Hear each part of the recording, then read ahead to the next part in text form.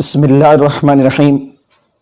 دشمن نے تلوار کو زہر میں ڈبو دیا، زہر آلود کر لی اور بڑی زور سے وار کیا۔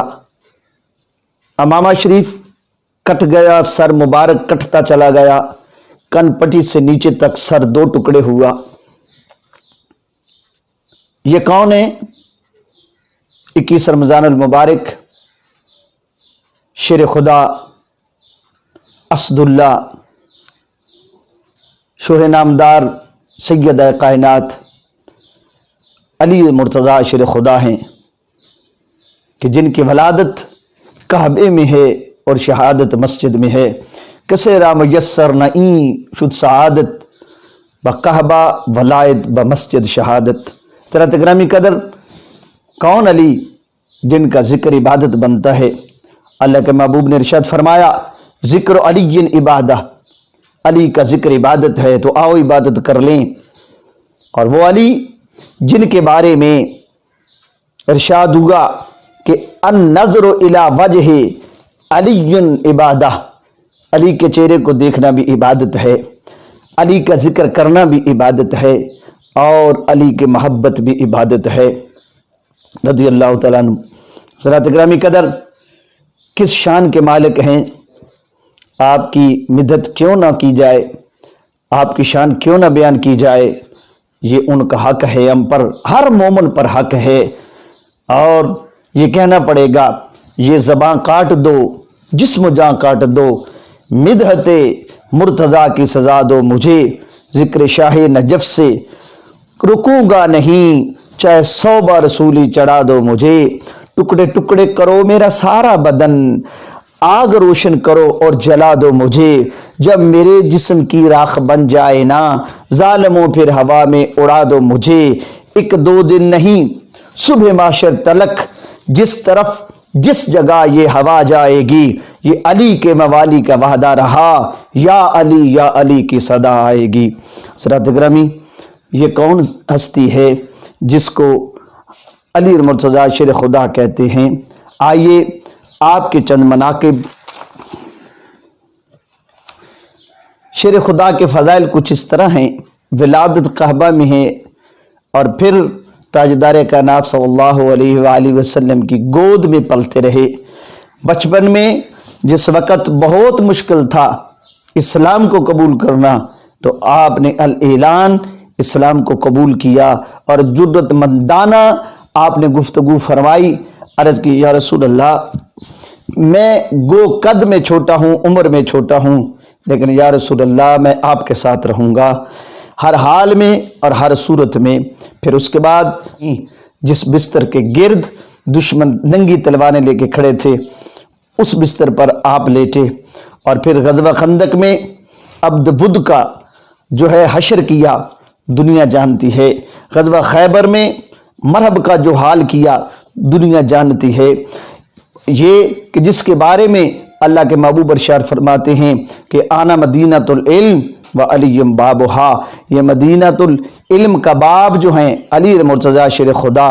پھر یہ وہ شہزادہ ہے حضور کے گھر میں پلنے والی، کیونکہ حضور ساری کائنات کے بادشاہ ہیں، اور بادشاہ کی بیٹی شہزادی ہوتی ہے۔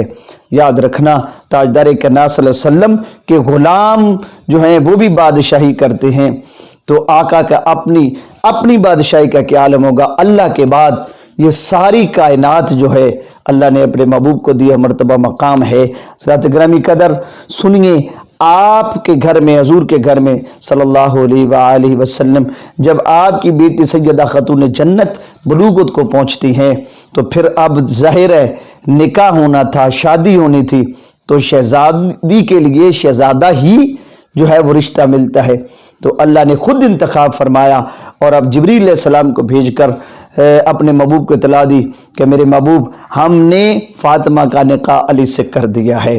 یہ نکاح عرش پر ہوا۔ پھر یہ کہ تاجدار کائنات صلی اللہ علیہ وآلہ وسلم کے اس گھر کے فرد نے جو اعلان کیا، کسی صحابی نے یہ اعلان نہیں کیا، آپ نے فرمایا تھا سلونی اما شئتم، ارے لوگوں مجھ سے پوچھو جو کچھ پوچھنا چاہتے ہو. یہ اعلان صرف کیا تو مدینہ باب مدینۃ العلم نے کیا تھا. اسی طرح آپ سواری پر سوار ہونے سے پہلے ایک پاؤں رکاب میں رکھتے, دوسرا پاؤں رکاب میں جانے سے پہلے قرآن پاک کو اس کی تلاوت کر لیتے تھے. آپ کی نظر پورے قرآن پاک سے گزر جاتی تھی. پھر اللہ کے محبوب صلی اللہ علیہ وسلم نے ارشاد فرمایا, حضرت ابو صحابت جس کو روایت کرتے ہیں, علی مع القرآن والقرآن مع علی لن يتفرقا حتی یردوا الی الحوض. مشکات و مسلم بخاری شریف کی حدیث پاک بھی, مستدرک للحاکم میں امام طبرانی نے بھی اس کو روایت کیا کہ اللہ کے محبوب نے ارشاد فرمایا کہ علی قرآن کے ساتھ ہے اور قرآن علی کے ساتھ ہے, اور یہ دونوں قیامت کے دن حوض پر میرے پاس اکٹھے آئیں گے.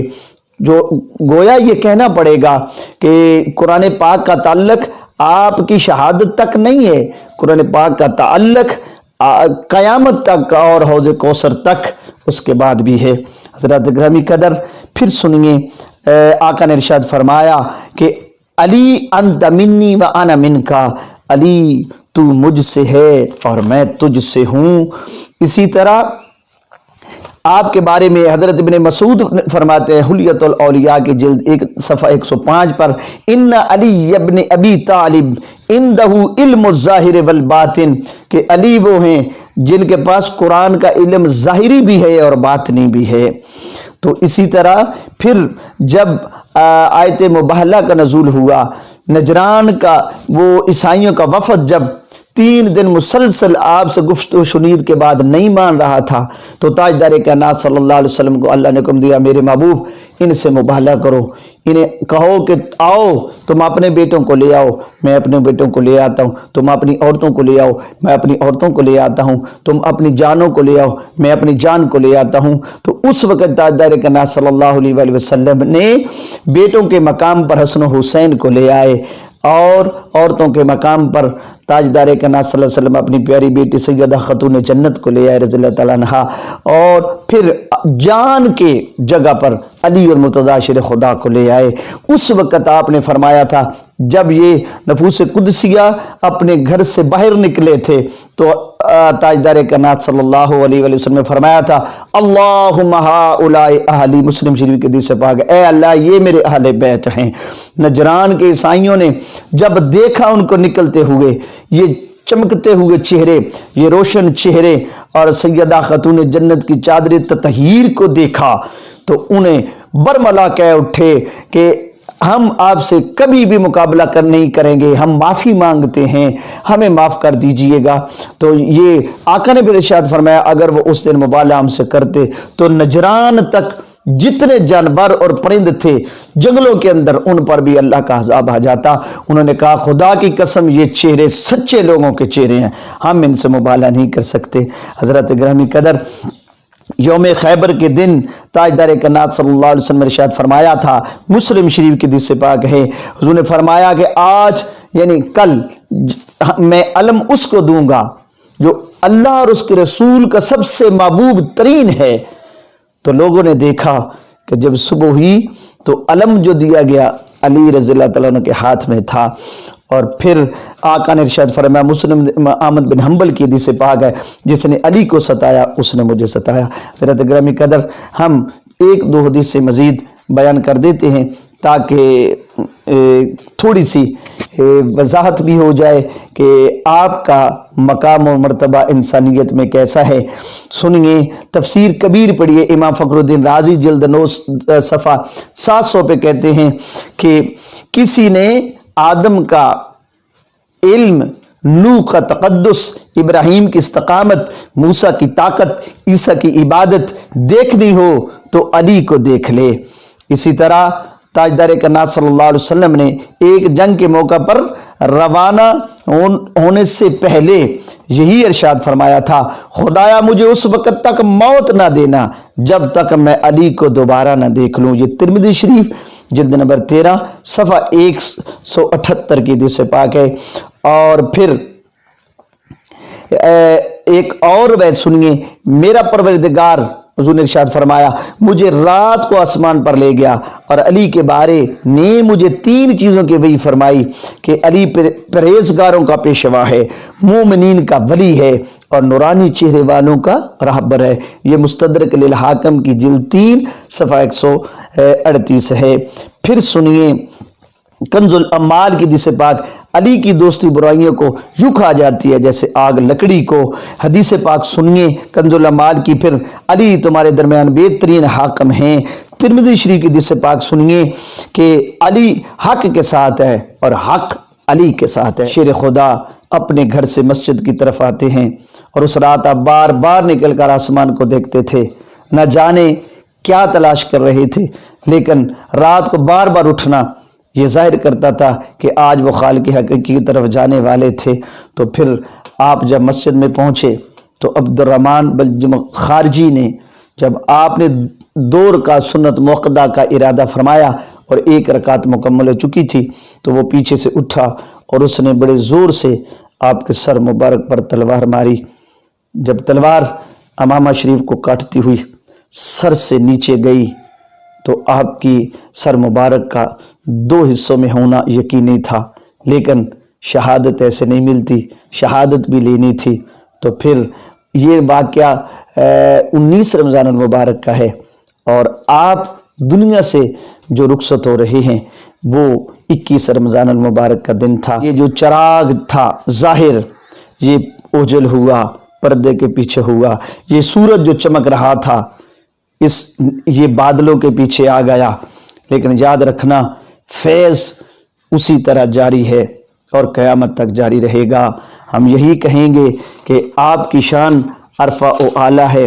مجھے یہ کہنے کی اجازت دیجئے کہ علی نو بوترابہ دن، علی نو لاجوابہ دن، علی دا نام چمنا بھی نبی والے ثوابہ دن، علی معیار جرت دا، علی شیر خدا بھی یہ، علی دی ہر ادا اندر مریضاں لئی شفا بھی یہ، علی دستار ولیاں دی، علی کردار نبیاں دا، علی مومن دا رہبر ہے، علی پرچار نبیاں دا، علی عبادت گلشن دا، گلاب آکھاں تے ٹھیک ہو سی، علی سارے صحابہ وچ نواب آکھاں تے ٹھیک ہو سی۔ اللہ کریم ہمیں آپ کی محبت اور آپ کی عقیدت نصیب فرمائے۔ علی کا عشق مقدر سوار دیتا ہے، علی کا بغض تو چہرے بگاڑ دیتا ہے، تو ان کے ذکر کو ادنا نہ سمجھ منکر، علی تو ہاتھ سے خیبر اکھاڑ دیتا ہے۔